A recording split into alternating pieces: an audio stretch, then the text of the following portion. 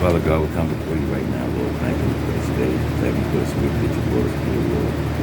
Lord, as we go to your word, open up the ears and let the people hear what the Spirit of the Lord has to say to the church. In the name of Jesus Christ, we pray. Amen. Amen. Amen. And the name of the title of this lesson on the day is Solomon's Wisdom. The pursuit of godly wisdom invites God's favor. What they are saying here is the pursuit of godly wisdom invites God's favor. And what does that mean, Kevin? What you think it means? I mean, tell me what you think. The pursuit of God's wisdom. The pursuit of godly wisdom invites God's favor. Well, it pleases God when we live according to His laws, His ways. It pleases Him. Exactly. Yes. What you say, Pastor? The pursuit of godly wisdom is when we go after the wisdom that God offers us, and it invites God's favor. When we acknowledge God, we acknowledge God. We ask Him for wisdom. We ask Him for direction.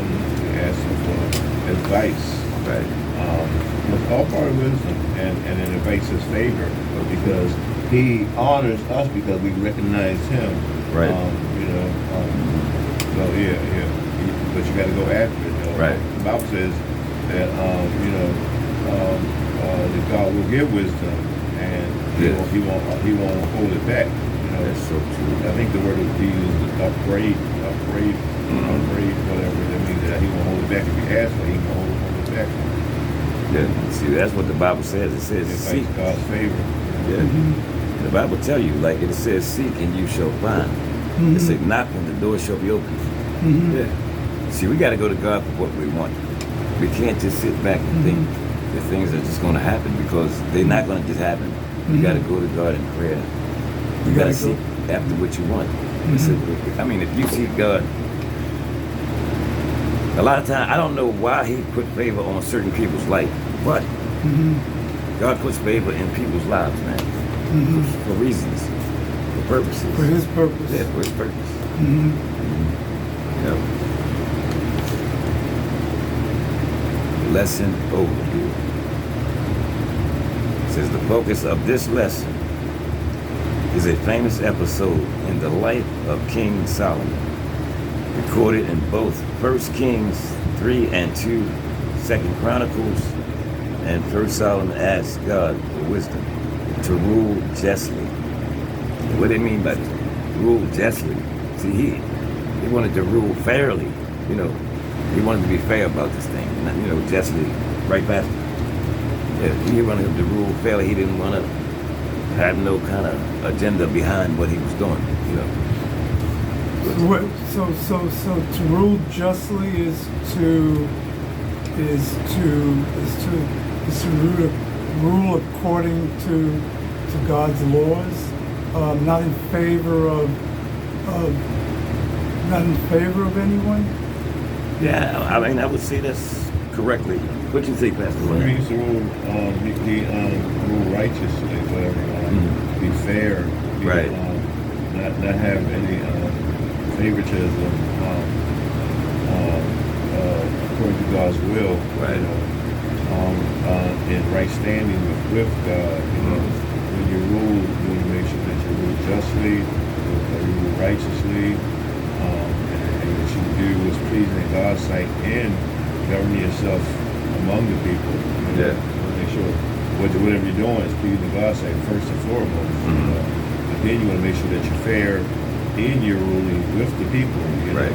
Exactly. You don't want to be favorable to one group of people, and then not favorable to the other. You want to have this thing well-rounded. That's right. Because God doesn't have any favoritism. He doesn't have no big eyes and little U's. He loves all of us the same. All of us the same. So, that's how He doesn't love the things we do or think. But he loves all of us. Yeah, he just loves all the same. And God, when see God look at us, he don't look at us as a male and female. He just look at us as people. People. Yeah, people. Yeah. And it says, wisdom, justice. Okay, so, and it was granted. The first part of this story is Solomon's divinely granted request. The second part provides the illustration of his great wisdom. Perhaps no story in the Bible more strongly impresses upon the Christian reader the need for the Lord's wisdom, particularly for administering affairs of justice in the church and the state. Say it, in the church, for justice and in the state. So are they talking about the state, Pastor? Yeah, they talking about our country. Okay, yeah, okay, I just want to make that clear. In other words, there's a little saying for God and country. Okay, yeah. So we have a separation of church and state. Yeah, that's what Our they president want. doesn't. That's what they want. Mhm. Yeah, they want to separate. Our president doesn't. Right, see, that's his agenda. It shouldn't be, but Right. that's the way they want it. Right, Okay. and Pastor is right. In other words, the reason why they do that is because they don't want the church getting in their business. Right. That's why. Yeah. So in England, it was that way, but then one of the kings changed it, Henry VIII, maybe. Yeah, no, it was changed here in America. They never. It never changed in England. No, in England it was like church and state work together. Right. And, they didn't do it till they got here. But then years later they stopped it. And that was all in his coronation, Charles. Maybe. Yeah, maybe. Okay. Now today, this generation now, they don't really want a monarchy. Right, exactly. You don't want A it. monarchy. They don't really want the crown to be part of their government, whatever. And stuff. For the younger Brits. The younger Brits, yeah, they don't really get part and stuff. And, like as the pastor said, that's their agenda. See, that's the president. He wanted. See, they got their own agenda for this world. That's according to the word. That's not God's. No, that's not God's Desire. agenda at all. That's the presidents and the countries can. That's what they want to do. See, okay, I'll say it like this: the powers that be, they have their own agenda for this world, Okay. and they want nothing to do with religion. Period. They don't. I mean, for real. They just want freedom to do what they want They to want do. to do. Yeah. And the reason why they have separate between church and state. That's why they were able to take prayer out of school. And I don't even think they only want to say the Pledge of Allegiance. Right. That's the worst thing. God and the Ten Commandments down out of the courts and stuff. And I would say that's one of the worst things that they ever done. When they separate, they want to go all the way. Yeah. God stay out of our business. Right. When they took prayer out of schools, man, that's when everything went downhill. Yeah.